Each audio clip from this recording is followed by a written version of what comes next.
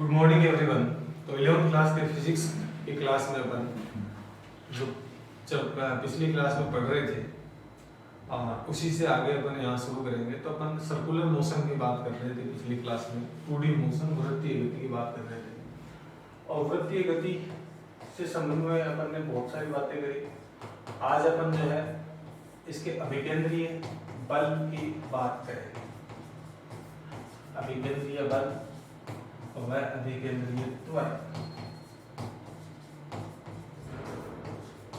इसको इंग्लिश में क्या बोलते हैं? Centripetal force and centripetal acceleration. Centripetal force and centripetal acceleration. तो देखो क्या होता है, कोई भी सर्कुलर मोशन में, कोई भी सर्कुलर पाथ पर जो घूमता है तो हमेशा सेंटर की ओर निर्देशित एक त्वरण होता है, उसको अपन सेंट्रीपिटल फोर्स त्वरण बोलते हैं, सेंट्रीपिटल एक्सीलरेशन बोलते हैं। और एक इसमें त्वरण होता है, वो होता है रेडियल। तो एक त्वरण होता है त्रिज्यीय त्वरण, एक होता है अभिकेंद्रीय त्वरण। Radial acceleration, centripetal acceleration. Centripetal acceleration centre की ओर डायरेक्टेड रहता है और रेडियल एक्सीलरेटर जो होता है ये टेंजेंशियल होता है। ठीक है, ये स्पर्श रेखा के अनुदिश इसकी दिशा होती है। अब ये जो दोनों त्वरण हैं वो काम कर रहे हैं, उसी की वजह से दो अलग अलग प्रकार के बल उत्पन्न होते हैं। ठीक है, जो अभिकेंद्रीय बल है वो अभिकेंद्रीय त्वरण की वजह जो है उसका कारण जो है अभिकेंद्रीय बल है। तो बल लगाने से त्वरण उत्पन्न होता है, जब आप बल लगाओगे तो त्वरण उत्पन्न होगा। तो ये जो सेंट्रीपिटल त्वरण है, सेंट्रीपिटल एक्सीलरेशन, ये कब उत्पन्न होगा? जब अभिकेंद्रीय बल अप्लाई किया जाएगा। कोई भी घूमने वाली वस्तु के लिए हमेशा एक लंबवत बल की जरूरत रहती है। जैसे कि मान लो कोई वस्तु ऐसे जा रही है, पर ऐसे समझना, कोई वस्तु ऐसे जा रही है तो तब ये ऐसी जाती जाएगी, सीधी सीधी चली जाएगी। लेकिन मान लो कि मैं इस पर ऐसे लंबवत बल लगा दूं F, तो इस वस्तु की दिशा मुड़ जाएगी, ऐसे जाएगी। मैं फिर यहाँ पर एक बल लगा दूं F, तो ये ऐसे जाएगी। मैं फिर यहाँ पर बल लगा दूं F, तो ये ऐसे जाएगी। मैं यहाँ पर लगा दूं F, तो ये ऐसे जाएगी। मैं यहाँ पर F लगाऊं तो ऐसे जाएगी। मैं यहाँ पर F लगाऊं तो ऐसे आ जाएगी। मैं यहाँ पर लगाऊंगा तो ऐसे हो जाएगी। तो ये इसका पाथ, जब हमने दूर दूर पर लगे तो ऐसा पाथ। अब आप इमेजिन करो कि कोई वस्तु है, उसके लंबवत लगातार एक बल F लग रहा है, वेग के लंबवत। अगर वेग के लंबवत लगातार एक बल लग रहा है तो ये पाथ जो है वो क्या हो जाएगा? सर्कुलर हो जाएगा, वृत्तीय पथ हो जाएगा। तो वृत्तीय पथ के लिए जरूरी है कि वस्तु के वेग के लंबवत एक बल लगातार लगता रहे, और उसी बल की वजह से वृत्तीय गति होती है, संभव हो पाती है। अगर ये बल नहीं होगा तो ये वृत्तीय गति नहीं होगी। और उसी बल को अपन क्या बोलते हैं? अभिकेंद्रीय बल। और इस बल की वजह से जो त्वरण उत्पन्न होता है उसको बोलते हैं अभिकेंद्रीय त्वरण। तो आज हम दोनों त्वरणों के फॉर्मूले फाइंड आउट करेंगे, अभिकेंद्रीय त्वरण और रेडियल मतलब त्रिज्यीय त्वरण, इनके फॉर्मूले अपन फाइंड आउट करें। तो इसके लिए एक सिचुएशन को कंसीडर करो आप सभी लोग। ऐसे मान लो कि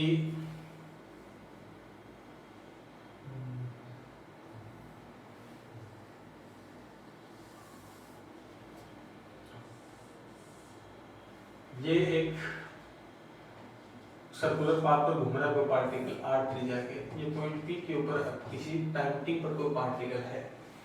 तो इस पर मैं एक सदिश बनाता हूं PA। ठीक है, ये पॉइंट P है, ये O है, ये A है। तो ये PA सदिश है।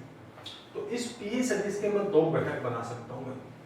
एक PA सदिश का घटक हो जाएगा वो किस तरह के अनुदिश हो जाएगा? इसके स्पर्श रेखीय हो जाएगा। ठीक है, स्पर्श रेखीय घटक। और दूसरा इसका घटक मैं बना सकता हूँ, देखो इसको अपन इसके वेग की दिशा में ले तो ये ज्यादा सही रहेगा। फिर इसके दो घटक बना सकते हैं ना। चलो ये एक, या फिर इसको ऐसे मत करो आप, और शॉर्ट में कर लेते हैं थोड़ा एकदम। तो ये मान लो बेस लाइन है, ये t बराबर 0 की लाइन है और t समय की लाइन है। इन दोनों के बीच में कोण बन रहा है मान लो थीटा। तो r के यहाँ पर दो घटक बनेंगे, आर का एक इधर घटक होगा आर कोस थीटा और आर का एक घटक इधर होगा जो होगा आर साइन थीटा। तो यहाँ पर आर कोस थीटा और आर साइन थीटा आर के दो घटक हैं। तो मैं आर को अगर वेक्टर फॉर्म में लिखना चाहूँ तो क्या लिखूंगा? आर को आर कोस थीटा किस दिशा में है? एक्स की दिशा में, तो i cap, plus r sine theta किस दिशा में है? वाई एक्स की दिशा में, इसलिए जे कैप। ये आर जो है वो बिंदु P पर स्थित कण की स्थिति को डिनोट करता है, पोजीशन को डिनोट कर रहा है। अब मैं इसके लिए वेग निकालना चाहूँ तो वेग होता है स्थिति सदिश में समय के साथ परिवर्तन की दर। तो ये वेग आ जाएगा। अब वेग के लिए मुझे करना पड़ेगा d अपॉन में dt और r की वैल्यू पुट करनी पड़ेगी। r cos theta i cap plus r sin theta j cap. r cos theta r sin theta दोनों में ही r है तो r जो है वो बाहर आ जाएगा। d अपॉन में dt क्या बचेगा? cos theta i cap plus sin theta j cap. दो अवकलन है तो दोनों का ही अवकलन होगा। तो cos थीटा का अवकलन थीटा के रेस्पेक्ट में करते तो बिल्कुल होता, लेकिन चूंकि t के रेस्पेक्ट में कर रहे हैं तो कुछ नहीं होगा। तो cos theta as it is आ जाएगा, i cap as it is आ जाएगा, थीटा का आ जाएगा d थीटा बटे dt। इसी तरीके से sin थीटा j कैप का नहीं होगा, लेकिन थीटा का होगा d थीटा बटे dt।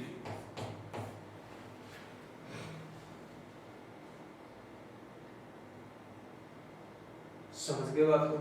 अब d थीटा बटे dt जो है वो आपको किसको डिनोट कर रहा है? एंगुलर वेलोसिटी को। क्योंकि d थीटा बटे dt जो होता है वो आपकी होती है एंगुलर वेलोसिटी, कोणीय वेग, जिसको ओमेगा बोलते हैं। तो ये v का फलन बन जाएगा r omega cos theta i cap plus omega sine theta j cap. Omega फिर कॉमन ले लो तो v बराबर r ओमेगा, ओमेगा मैंने कॉमन ले लिया, देखो यहाँ से दोनों से ओमेगा कॉमन ले लिया तो यहाँ पर क्या बचेगा? sin theta i cap cos theta j cap plus sin theta i cap, sorry cos theta i cap और sin theta j cap. cos theta i cap plus sin theta j cap. ये cos theta i cap और sin theta j cap किस दिशा को denote कर रहा है? ये जो है एक एकांक सदिश को डिनोट कर रहा है। cos theta i cap plus sin theta j cap एक दिशा को डिनोट कर रहा है। ये जो दिशा है वो कौन सी होगी? तो हमें एक बार चित्र की तरफ वापस देखो अपने। देखो cos थीटा i कैप अगर मैं लिखूं तो वो दिशा ये होती है। ये दिशा मैं बताऊं तो ये हो जाएगी, ये वाली जो दिशा है वो कौन सी हो जाएगी? साइन, ये कोस थीटा है ना, तो कोस थीटा आई कैप प्लस साइन थीटा जे कैप, तो ये दिशा हो जाएगी। क्या ये वाली दिशा है क्या? ये कोस थीटा आई कैप, हाँ ये दिशा है। तो ये जो दिशा आएगी, ये दिशा किसको डिनोट कर रहा है? ये त्रिज्या के अनुरूप इसकी दिशा को डिनोट कर रहा है, त्रिज्या, ठीक है। जिसको देखो यहाँ पर मैंने कहा था दो प्रकार के त्वरण हैं, तो ये v equals to r omega और साथ में ये सदिश आया है। अगर मैं इस सदिश को नहीं लिखूंगा तो यहाँ से एरो को भी मैं हटा दूंगा, ठीक है। ये दोनों चीजें एक साथ हटाई जा सकती हैं, एरो और सदिश। v इक्वल्स टू में ये बन जाएगा r, तो ये अपना क्या होता है? वेग होता है। अब मैं इसका अगर समय के साथ अवकलन कर दूं dv बटे dt, तो यहाँ भी समय के साथ अवकलन करना पड़ेगा d अपॉन में dt r ओमेगा, और ये हो जाता है त्वरण r, एक बार कांस्टेंट रख लिया d ओमेगा बटे dt, और एक बार आपने क्या कांस्टेंट रख लिया? ओमेगा कांस्टेंट रख लिया, तो dr बटे dt, ठीक है। तो ये क्या बनेगा? त्वरण a बराबर r, देखो d ओमेगा बटे dt, d ओमेगा बटे dt क्या है? d ओमेगा बटे dt है अपना त्वरण, तो ये होता है अल्फा, तो ये तो आ गया अल्फा। तो a बराबर r alpha plus omega v, क्योंकि डी आर अपॉन में डी टी क्या होता है, वी होता है। ये डी आर अपॉन में डी टी क्या होता है, वी होता है। तो ये हो जाएगा वी। तो ये चलो ठीक है, इस v में भी अपन v बराबर अगर r ओमेगा रखते हैं तो a बराबर होगा r alpha plus omega square r। v का मान जब रखा तो ये बन गया ओमेगा स्क्वायर। तो ये दो त्वरण इसके अंदर है, एक टोटल त्वरण है जिसके अंदर दो वैल्यूज हैं ये वाली, तो दोनों ही ये त्वरण है। तो जो स्पर्श रेखीय त्वरण होता है वो r अल्फा होता है और जो सेंट्रीपिटल होता है वो ओमेगा स्क्वायर r। यहाँ पर इन दोनों त्वरणों की ये वैल्यू, ठीक है। इनमें से कैसे पता चलेगा कि ये वैल्यू टेंजेंशियल है, तो वो डायरेक्शन से पता चलेगा, ठीक है। डायरेक्शन आई कैप और j cap sine theta cos theta component बना करके चित्र में अपन देख सकते हैं।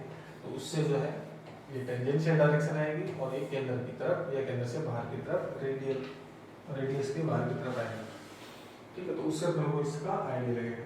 अब जब सेंट्रीपिटल एक्सीलरेशन आ गया AC m omega square r, तो यहाँ से बल भी निकाल सकते हैं, सेंट्रीपिटल फोर्स m बराबर m होता है, तो m इनटू a की वैल्यू ओमेगा स्क्वायर r हो जाएगा।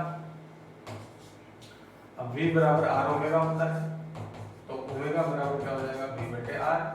तो m बराबर m v बटे r का स्क्वायर इनटू में r, तो m बराबर mv स्क्वायर में, ठीक है। mv स्क्वायर कोण में r जो है आपका अभिकेंद्रीय त्वरण का फॉर्मूला होता है। बुकिंग वाली बात समझ में आएगी। अभिकेंद्रीय त्वरण mv स्क्वायर अपॉन में r। अभिकेंद्रीय बल, अभिकेंद्रीय त्वरण जो है वो होता है ओमेगा स्क्वायर r। या इसको जब आप इसमें ओमेगा का मान भी बटा रखोगे तो v स्क्वायर अपॉन में r दिया जाता है, ठीक है। ओमेगा स्क्वायर r या v स्क्वायर अपॉन में r, ये दोनों ही अभिकेंद्रीय त्वरण के मान है। तो ये सर्कुलर मोशन के सारे पार्ट अपन ने कंप्लीट कर लिए। तो अब अपन जो है आगे की क्लास में इसके न्यूमेरिकल करेंगे। अपना जो काइनेमेटिक्स का है वो पोर्शन लगभग पूरा हो गया है। इसके न्यूमेरिकल और एग्जांपल अपन ने ना के बराबर किए हैं। तो हम पूरे शुरू से लेकर अब तक के जो भी अपने पढ़े हैं उनके सारे एग्जांपल, सारे न्यूमेरिकल अगली क्लास से करने वाले हैं। तो आप पूरा रिवाइज कर लो और मिलते हैं अगली क्लास में। Thank you.